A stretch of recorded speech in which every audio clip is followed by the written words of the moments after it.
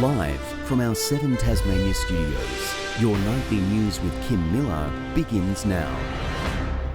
Good evening and thanks for joining us. Well, first tonight, Tasmanian mother Ellie Price has been farewelled in a family service this afternoon, 7 weeks after being found dead in her Melbourne home. Her devastated family have described Ms Price as a beautiful, bubbly girl and a loving mother who lit up the room when she walked in. Heartbroken family and friends reunited, dressed in shades of pink, Ellie's favourite colour, exactly what she would have wanted. I could hear her just saying to me this morning when I'm getting ready, wear this, do that. She'd just be over the moon, absolutely. So I went and got her nails done just for her. Ellie Price was found dead in her South Melbourne home on May 4. Her boyfriend Ricardo Barbaro later charged with her murder. Her death described by her family as near impossible to deal with. Today, a celebration of her life. Her family's eulogies shared by the celebrant. Ellie was just so important to us, and we all shared some really intense memories. I sincerely hope that in time these memories hurt less and inspire more. In her sister's speech, sharing childhood memories and the special bond Ellie had with her 6 nieces and nephews. I will forever miss braiding your hair, even though you would drive me up the wall making sure it was perfect. You are now my beautiful angel with a love that will glow forever. Her brother Dylan describing the great love he has for his sister. Ellie, you may be gone, but you will never be forgotten, and all the memories we have had together are memories I will forever cherish. May you rest in peace, and I will forever miss you until we meet again. I love you. Ellie's family grateful for the efforts of those involved with investigating her death, and thankful for the support they've received from the community since. Everyone still loves her, and you just don't realise how many hearts that she's touched over the years when you just, with all the tributes, people that you don't even know start crying when they know that it was something to do with it. Later laid to rest in a private ceremony, Ellie leaves behind her 4-year-old son. Her mother saying he was her whole world. She lived for Mossy. She just did everything she possibly could to make him happy. He never went without. She was just such a good mum. Her family promising never to let him forget her love. Ebony ABBLITT, 7 Tasmania News. Coronavirus has had a terrible toll on Tasmania, causing deaths, sickness and economic ruin. But we may have just beaten it. Today, we made it to 0 known active cases. Our reporter, Michelle WISBEY, has been following every development with the virus. Michelle, good evening. Now you're sharing such a positive milestone with us tonight. Kim, it is the news that we've been waiting for. The final few cases of coronavirus in Tasmania have been cleared. As long as there are no hidden cases out there, this could be the moment COVID-19 is eradicated from the state. The Premier announcing the milestone this afternoon, also announcing more details about our road to recovery. Let's take a look at that now.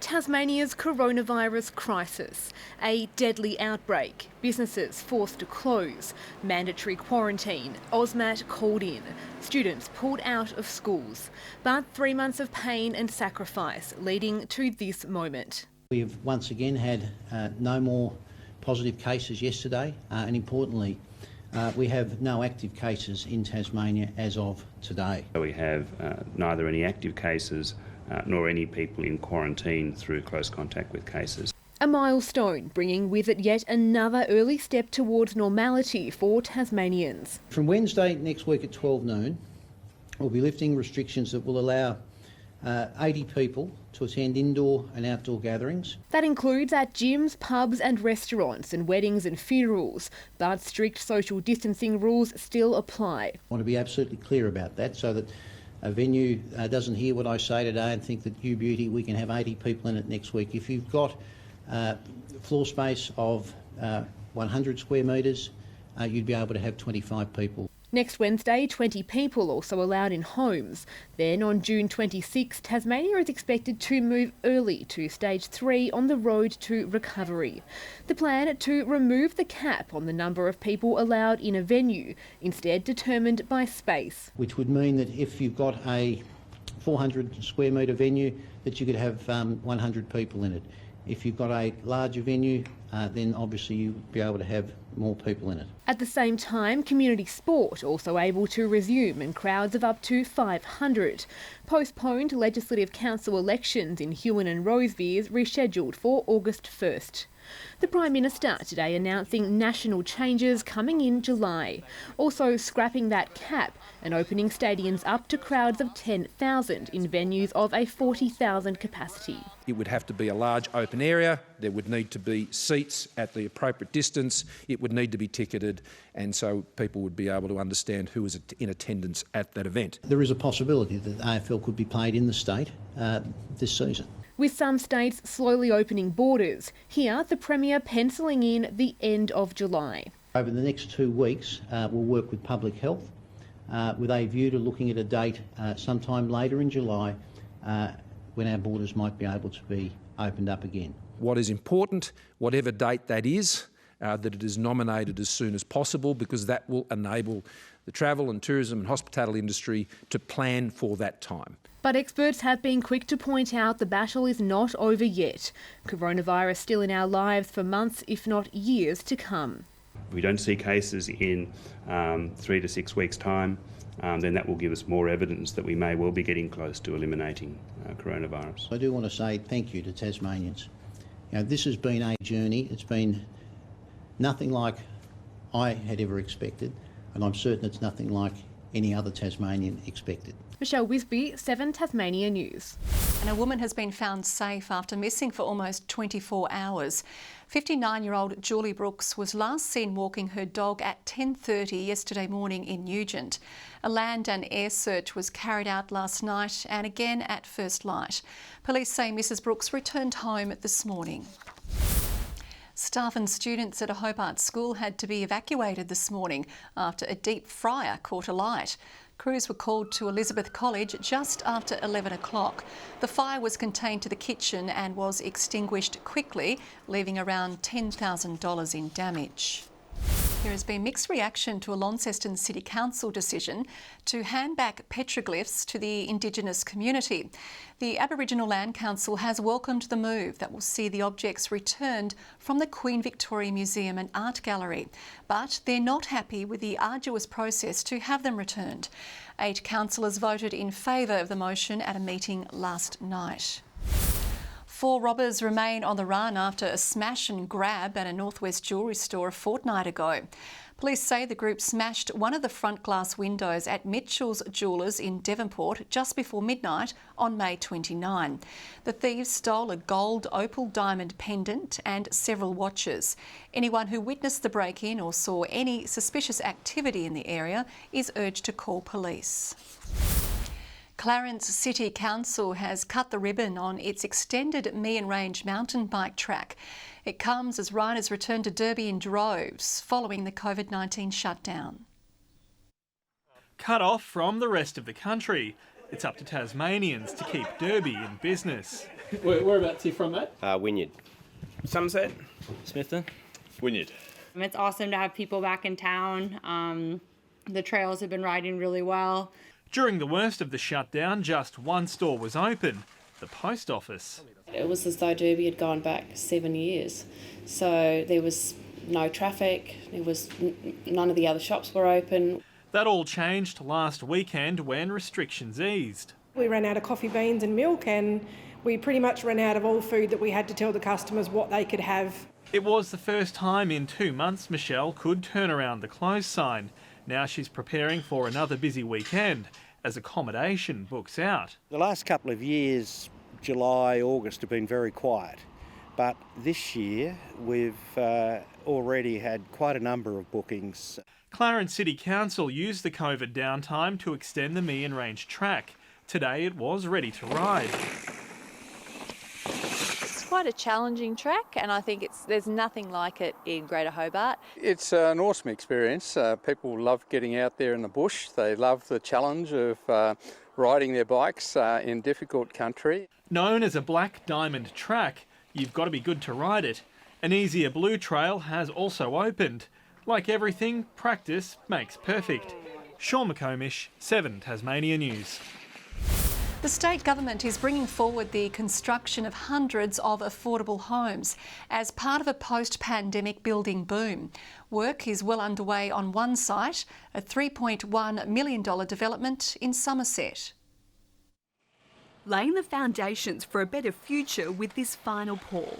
One of the biggest continuous residential pours for individual housing dwellings in Tasmania's construction history. These concrete slabs will be transformed into 18 two-bedroom units for those needing affordable homes. We're expecting in a development like this, we're targeting perhaps elderly women or small families, in some instances people escaping from domestic violence. It's one of several projects in the pipeline as the government builds the state out of the COVID crisis. We're going to bring forward the next build of 300 new social housing dwellings and invest another $100 million in 1,000 additional social housing dwellings over the next 3 years. There are about 3,500 people on the Tasmanian wait list statewide, and obviously with the impacts of COVID that has not helped. Like most in the construction industry, local builder Luke Beardwood has been knocked hard by the pandemic.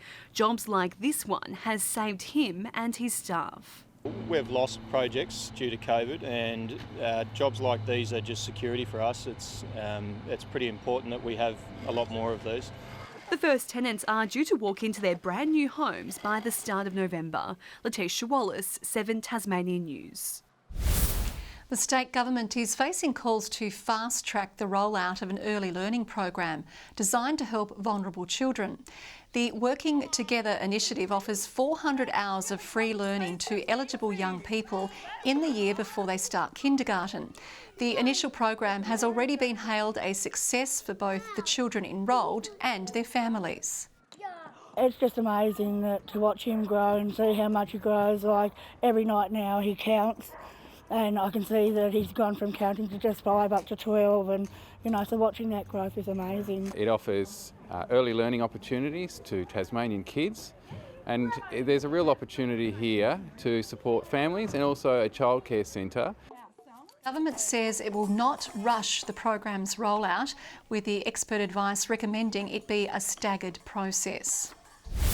Bakery chain Banjo's is hoping to ride the gravy train by channeling a home-cooked favourite for a new unique pie. Chefs have been busy creating the bangers and mash flavour, which was unveiled today. If you love your bangers and mash from home, it's all the same, just in a pie. It will be available for a limited time over the coming months. Tasmanian racing clubs have slammed a state government decision to increase prize money by only 3%, far less than the industry claims it was promised. Stakes will rise by $660,000, but Tasmanian Racing Club Chair Andrew Scanlon says the industry was expecting a figure closer to $4 million. However, Racing Minister Jane Howlett believes the crippled industry will welcome the announcement. I don't believe the industry was actually expecting a stakes increase, so I think this will go down extremely well throughout the industry. Racing will return from exile on Sunday with meetings at Elwick and Mowbray. Top netball players now have certainty over the season ahead, with Tasmania's State League releasing its full fixture ahead of the return to play next month. Round 3 of the competition will run on July 24th with matches at Kingston and the Silverdome, with a grand final to be held in October. It's been more than 3 months since the last match took place due to the pandemic. Good evening. It was one of those days where the chill got right through to the bone, wasn't it? And it was a constant cold all day. Well, OK, enough of the good news. Temperatures dropped to -4 on Mount Wellington today, with Hobart only managing 8 degrees. Launceston, Burnie and Devonport a high of just 10. Lyre-Weenie a top of 5, Ouse and Grove 6, Lowhead 9, Strawn 10. The warmth was through Bass Strait, the islands reaching 15 degrees. Highest rainfall today, 17 millimetres at Mount Barrow. Extensive cloud did move over the state today, keeping the sun at bay, and the temperatures up to 6 degrees below average. An onshore flow has cloud over the eastern seaboard of the nation, with more cloud with a cold front over southern WA and the Bight. Tomorrow the cold front moves over South Australia as it charges our way, ready to muck up our Sunday, and the high over New South Wales weakens. Another high builds to the west. Winds north-northeasterly up to 20 to 30 knots and up to 35 knots over the west. Swells down to 1.5 metres. A gale warning's on from Low Rocky Point to Sandy Cape, a strong wind warning for remaining waters from St Helens Point clockwise to Stanley and for the Central Plateau Lakes. Saturday, mostly sunny in Hobart, 15 the high, 13 for Medina, partly cloudy for Oatlands, 11 the maximum. Launceston 16 degrees and partly cloudy, 15 the top for Devonport, maybe a light shower, 70% chance of that, and 8 degrees the top for Lyre-Weenie. Burnie there, a few light showers, 15, 16 for Strawn, a light shower as well, Marrawar the same and 15 degrees. And for St Helens, 16 the top, mostly sunny for Swansea, 16 as well and 15 for Orford. Now, the cold front's coming on Sunday, so we'll have showers across the state along with freshening northerly winds. Showers again on Monday, not so much over the east coast, and on Tuesday, showers clearing the northeast late in the day. A shower forecast for Perth tomorrow with the front over there tomorrow, and some wind as well for Adelaide. A dry day ahead of evening showers for Melbourne, and a few showers developing as well in Brisbane. Mostly cloudy right now in Hobart, 8 degrees, 9 in Launceston, cloudy in Devonport and 9. We'll get away with tomorrow, Kim, but not holding up much hope for Sunday. The only bright spot will be the Swans beating Essendon. Oh, you hope. Let's just see what happens. That's all your news for now. You can join Rachel and the team over the weekend. Thanks for joining us tonight. See you next week.